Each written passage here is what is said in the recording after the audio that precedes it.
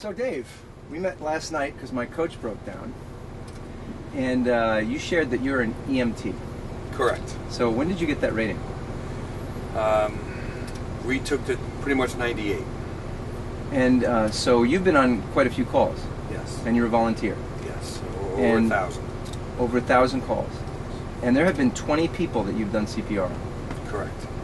So can you tell us a little bit what that's like? Are you just at work and all of a sudden you get a call and you show up there? We're on call and we have a pager. You get dispatched out and you go to the ambulance. I've been to some of them that I went right to the scene and started CPR. And there's usually the cops get there first and they have them start CPR and you continue because most of the time they're either tired or not doing it perfectly. I've been on 20 calls and 11 people were saved because of myself and my team's effort. So Dave, tell us the story about the chief, the fire chief. In December, there was a ambulance call for a person, CPR. It was a snowy day. The guy was out shoveling. Wasn't feeling well. Went inside, collapsed. The cops just happened to be there on a different call. Started CPR. My 15-year-old son and I got there within 3 minutes of the CPR call. I had to get off I had a big Carhartt jumpsuit on, and I couldn't do CPR with that, so I had to, take that off quick. And the cop was sucking wind at that point, so I started doing CPR. I relieved the officer at the scene, and then my son went and got my defib, and then we went and started hooking him up with defib. We couldn't shock him at that time. We did about 4 minutes of CPR. My ambulance people came. We did a switch, and then I went back on it, and then we did probably another 3 minutes, and then we got him into a shockable rhythm, and then we shocked him. Then the medics came, and then they put drugs in him, and then we shocked him. I think a total of 6 to 8 times before we moved him, give or take.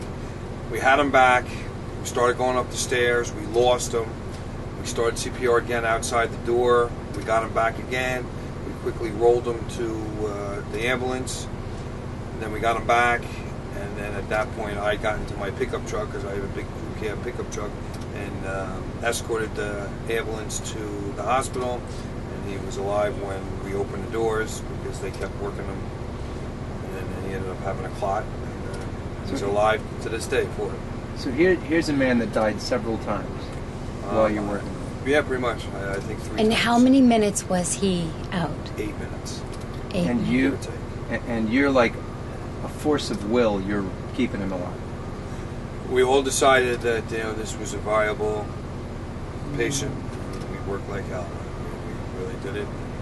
It was a group effort. With myself and 4 others, including the officer. And this has happened 11 times for you. Correct. That you've actually saved someone's life, someone that would have died. Right. What's that like?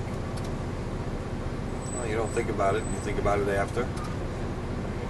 During it, you don't think about it. You just go do it. And the 9 times was the bad ones. Obviously when you save people's lives. Sure. And you don't really see the patients. I've seen 3 of them out of the 11 after the fact. And out of that 11, 4 of them I've seen after the fact that I know of. So give us a sense of the difference between what happens when someone passes and what happens when you're actually able to save a life. Well, it's a tough question. I guess if you're doing it so long, you kind of get numb to it, unfortunately. Because it's painful? Well, it's painful, and it's you felt like you're a failure for it because you thought you could do more. We did one on Christmas morning. Grandfather with the whole family, Christmas dinner on the table, and we didn't save him. So the family chose to leave him there, and we propped him up on the bed, and we left. The medics stayed. They pronounced. Then I guess the coroner comes, and I didn't get involved with any of that. But that one was a tough one because you had all the grandkids there, and all the family there opening the presents, and that was probably the worst one. It's hard to imagine a more difficult situation, and you volunteer for this. I volunteer for this. Why? Because I do. People give in this world, and that's what I do. I used to own a towing company, go up and tow cars. I fix cars. I try to fix people. I'm a ski patroller, another volunteer job I do. I put in about 160, 180 hours doing that. I'm one of the medical instructors, so I teach new patrollers to become patrollers. And I do that. And what's it like when you actually save a life? Well, I guess it's rewarding, and you feel like you do it. The last one with the fire chief is great because I do talk to him, and I talk to him weekly, a couple weeks here and there. He had to go back in and get throat.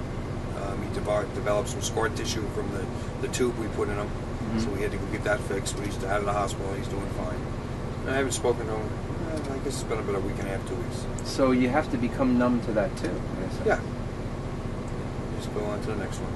Unfortunately, we do in our town. We do about 1,000 calls a year. I do 180, 200 calls a year myself.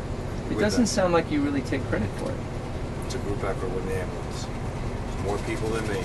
Well, you got trained to do this. I got trained to do that, but the 3 other people in the crew, or it depends. Sometimes it's just 2 of us. Sometimes you're by yourself. You have a driver. We did a woman who was 750 pounds, and we didn't get her back. And that was very frustrating because we thought we could get her back. She had a pacemaker, and there was no way we were starting that. Yeah. And then that was tough because we had 20-something people involved in that one. We had the fire department helping us get her out. The cops. She was young too. She was in her 50s. Can you tell when a person actually crosses over when you do lose them? I actually never gave that much thought, so I would say no. I've never. So in your mind, there's still a hope that you're going to try and keep them alive. Yeah. How is it? What is your philosophy in life? Oh, your life is a 1-lap race. You have 1 lap to do it. You don't get to go around twice. Some people have longer laps. Some people don't. And what keeps you going in life? Well, family, skiing. So it's just a matter of fact thing that you've saved 11 lives. Pretty much. The worst ones are the ones that kids are tough. Stroke victims are tough. So on a very deep humanitarian level, you're just doing your job. And what message would you have for people about life? Just get up in the morning and do the best you can. Appreciate the things you have. Somebody's worse off than you. What was it like when you were honored at the awards where the chief was being honored? There was 4 of them. The first one when he had the fundraiser for the guy, that was great because that was the first time we saw him. And it was touching. Yes, I had a little tear in my eye from when we met the family and the mom and dad, and they were crying and stuff because the guy was 47 years old, my age. So here was a brother, in life. He's a big, tall guy. He was, in good shape, and he was a fire chief, so he was, a volunteer himself. Mm-hmm. What happened in that moment when he was being honored, that his life was saved, right? And then it went to you, the people who saved them. In that moment, what was that like for you? I don't know. We all got goosebumps, and we all 5 of us who were on the scene and stuff were very touched by this guy, because you don't get to see a lot of people come back and from CPR and come back and walk into the room and give you a hug and kiss, hugs and whatever, and he was he didn't really have a lot to say. What can you say to somebody?